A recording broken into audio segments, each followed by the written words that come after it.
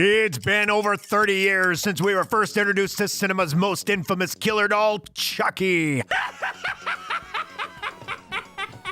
Who could have predicted he would also now be television's most infamous killer doll? After 7 movies, a successful first season on television, it's clear Chucky isn't even close to retirement. And while his latest adventures are surprisingly fun and even thought-provoking, we're going back to when it all began.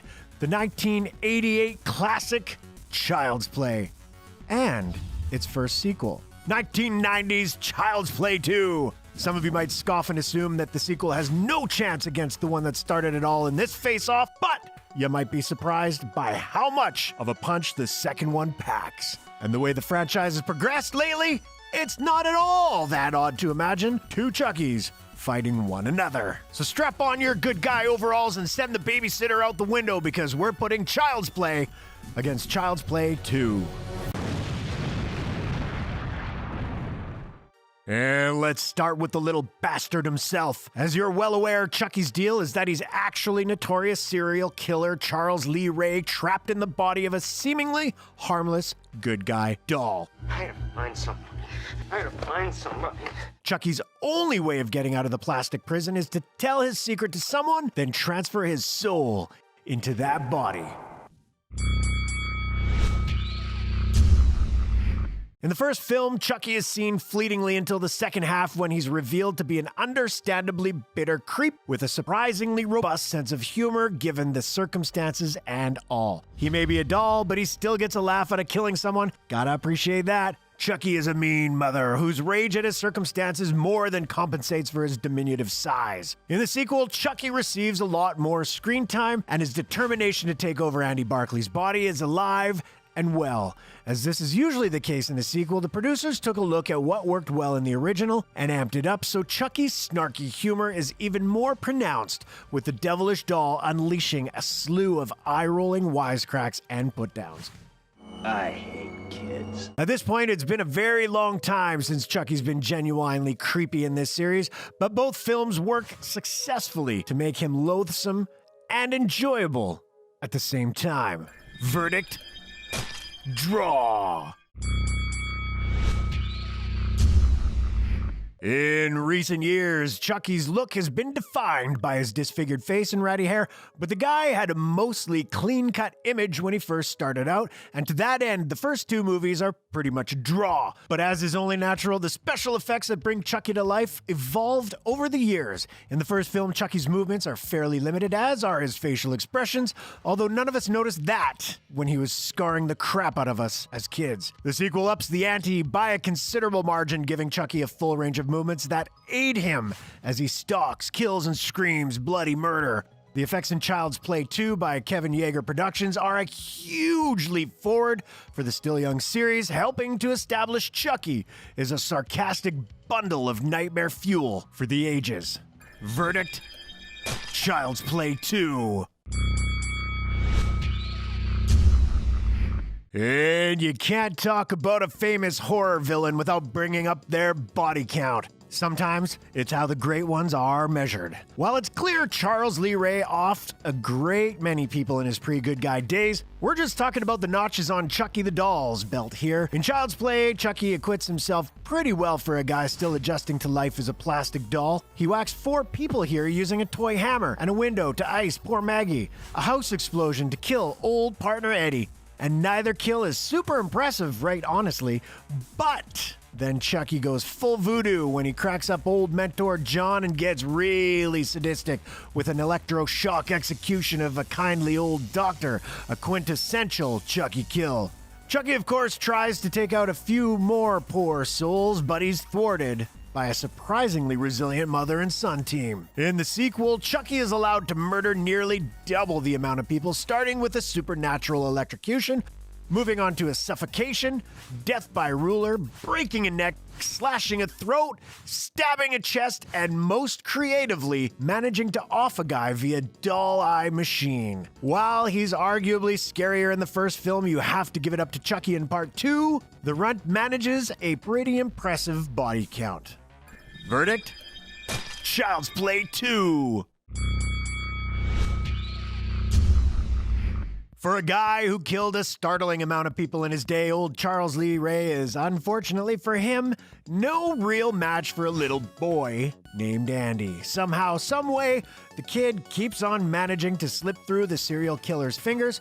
And no offense to Andy, but while a sympathetic figure, he doesn't exactly light the screen on fire, so it's more about the people he's paired with than him on his own. In the first film, Andy is teamed up with single mother Karen, who's determined to fight off Chucky no matter how enraged he gets. Joining them in the third act is Detective Mike Norris, a no-nonsense cop who is responsible for this whole mess in the first place, having been the one to shoot and mortally wound Charles Lee Ray. While Andy is more or less the main character, it's his mom and Mike who really draw our attention, as both characters are believable, likable, and very well performed by Catherine Hicks and Chris Sarandon.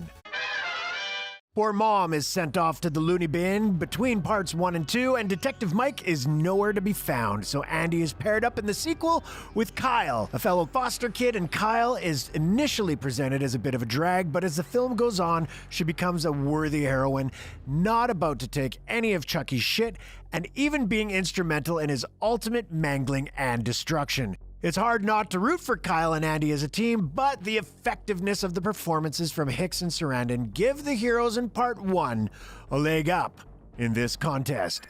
Verdict? Child's Play.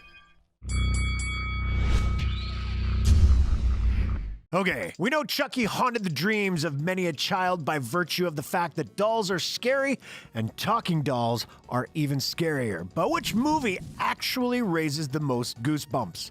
The first film is much more interested in suspense and scares than the second, at which point Chucky was already becoming a movie star in his own right. Like Freddy before him, the more popular Chucky became, the less intimidating he turned out to be. The original Child's Play is a genuinely well-constructed thriller with director Tom Holland expertly staging several moments of horror, like when Chucky first truly comes to life or the voodoo death of John. Even the ending, which gets increasingly far-fetched, is still aimed at freaking out the audience. Meanwhile, the sequel is a little more concerned with kills and chuckles, leaving the chills behind in favor for the bigger, the better mentality.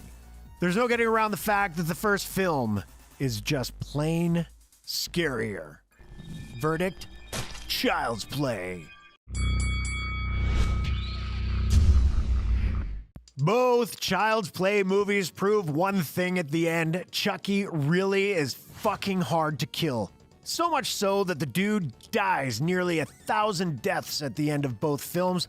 The first film goes for a small-scale showdown, pitting a truly pissed-off Chucky against Andy, Karen, and Mike. And Mike's unwitting partner, who briefly sees up close just what all the fuss is about. Chucky's resilience is on full display here, not letting a little incineration or getting his arm and head blown off from stopping him. It all goes a tad over the top, with Chucky's arm somehow navigating its way through the apartment's ventilation system in order to choke someone. But overall, it's a tense and serious finale that satisfyingly ends with Chucky, a crispy shell of his former self. Wanna play?